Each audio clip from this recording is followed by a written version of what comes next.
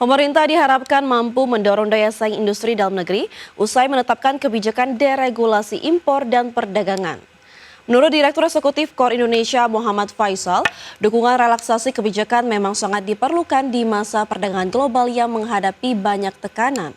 Meski demikian, pemerintah juga harus dapat meningkatkan kapabilitas daya saing produk industri dalam negeri itu sendiri. Sebab dalam jangka panjang, keberpihakan pemerintah dalam bentuk dukungan kebijakan tarif atau non-tarif tidak bisa berkesinambungan. Untuk itu, perlu didorong kualitas produk industri yang lebih baik agar produk nasional dapat bersaing dengan produk sejenis di negeri lain. Pemerintah juga diminta harus ketat mengawasi kemasuknya impor barang ilegal yang dapat menekan produk dalam negeri. Pasal harga produk impor ilegal jauh lebih murah dan dapat menekan produk dalam negeri. Adalah bagaimana yang dari sisi peningkatan kapasitas dari industri di dalam negerinya, ya dari sisi competitiveness-nya, dari sisi produktivitasnya yang harus ditingkatkan juga. Karena perlindungan melalui mekanisme kebijakan-kebijakan perdagangan baik itu yang sifatnya tarif maupun non-tarif ini juga tidak bisa secara permanen ya, jadi tetap harus ada upaya untuk meningkatkan. Kita beralih ke update penutupan sesi pertama IHSG pada hari ini, di mana IHSG hari ini ditutup melemah 0,91% ke level 6.852,71. Adapun pemirsa, saham-saham yang mengalami kenaikan tertinggi atau top gainers antara lain MBMA naik 1,37%, Mina naik 14,55%, Tower naik 11,34% dan PTMP naik 25,81%. Adapun saham-saham yang mengalami pelemahan terdalam atau top losers antara lain ada BRPT turun 4,83%, Antam turun 2,28%, Cuan mengalami penurunan 4,1% dan BRMS turun 3,43%. Dari pergerakan sektoral pemirsa, ada transportasi dan logistik yang mengalami kenaikan 0,4%, konsumsi non-primer naik 0,24%, sedangkan barang baku dan teknologi sama-sama mengalami penurunan di 1,86% dan 1,77%. Kita beralih ke TechBiz pemirsa. Akamai resmi meluncurkan layanan Akamai Cloud Inference pada akhir Maret 2025. Solusi ini dirancang untuk menjalankan inferensi AI, proses deteksi, dan pengambilan keputusan model AI langsung di tepi jaringan tanpa bergantung sepenuhnya pada pusat data besar. Akamai resmi meluncurkan layanan Akamai Cloud Inference pada akhir Maret 2025. Akamai Cloud Inference dikatakan mampu meningkatkan throughput hingga 3 kali dan memangkas latensi hingga 2,5 kali dibanding layanan hyperscale tradisional oleh banyak perusahaan teknologi. Dengan platform ini, perusahaan pelaku AI dapat menurunkan latensi inferensi secara signifikan dan meraih penghematan biaya operasional hingga 86%, menjadikannya cocok untuk aplikasi sensitif waktu nyata seperti chatbot, sensor kendaraan, dan layanan produk visual di e-commerce. Cloud Inference menyediakan berbagai pilihan komputasi, mulai dari CPU klasik, GPU NVIDIA dengan dukungan Triton, hingga ASIC VPU khusus untuk tugas inferensi ringan. Kombinasi ini menjamin performa optimal sesuai jenis beban kerja AI yang dijalankan. Akamai menggandeng Fast Data untuk akses data real-time dan memberikan solusi penyimpanan skala besar.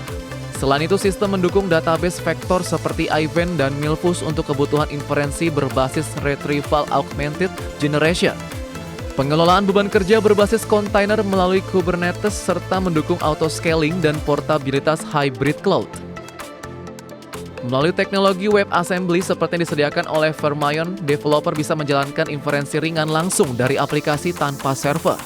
Hal ini memungkinkan aplikasi AI bekerja secara lokal di tepi jaringan, mengurangi ketergantungan pada koneksi internet publik dan menjaga privasi data pengguna. Akamai Cloud memiliki infrastruktur edge global, lebih dari 4.200 titik kehadiran di lebih dari 1.200 jaringan di 130 negara, menawarkan kapabilitas komputasi AI yang lebih luas sekaligus responsif secara lokal, khususnya untuk kondisi jaringan terbatas dan pasar negara berkembang seperti Indonesia. Berbagai sumber IDX Channel.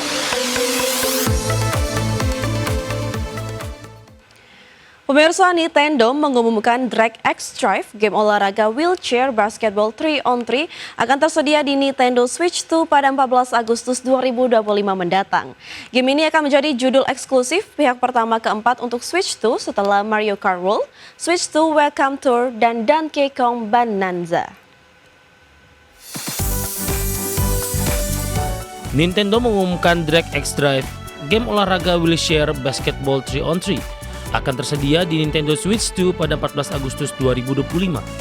Permainan ini menggunakan inovasi mouse-like controls dari Joy-Con 2. Setiap Joy-Con berfungsi sebagai roda kursi roda, pemain menggerakkan ke depan, belok atau melakukan dribble serta menembak dengan gerakan tangan dan pergelangan. Mekanisme ini diharapkan menghasilkan pengalaman bermain yang mendalam dan realistis. Drag X Drive hanya dipasarkan versi digital melalui eShop Switch 2. Menurut sumber, harganya diperkirakan sekitar $30 Amerika atau setara 450 hingga 600 ribu rupiah. Nintendo belum mengonfirmasi harga resmi Amerika atau lokal. Game ini menghadirkan lapangan dengan arena gelap dan lampu neon. Fitur seperti half pipe memungkinkan pemain melakukan slam dunk spektakuler dan trik gaya bebas. Menjaga keseimbangan dan menggunakan rute yang tepat menjadi elemen strategis dalam perolehan poin. Mode multiplayer pendukung hingga 12 pemain secara online, tetapi saat peluncuran mode multiplayer lokal hanya terbatas untuk satu konsol. Perkembangan ke versi lokal akan dipantau setelah evaluasi pasca rilis. Beberapa jurnalis dan gamer menyebut kontrol menggunakan Joy-Con 2 sebagai workout alias menguras tenaga tangan dan bahu. Responsivitas tinggi memicu ketegangan meski pengalaman bermain terasa seru dan imersif. Drag X Drive menunjukkan pendekatan Nintendo terhadap inovasi gameplay.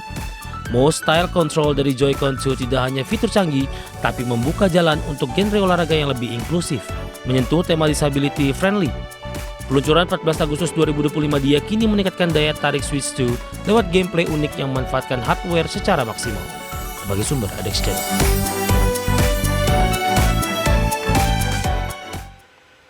Pemirsa, sudah 30 menit kami menemani Anda dalam iDex First Session Closing.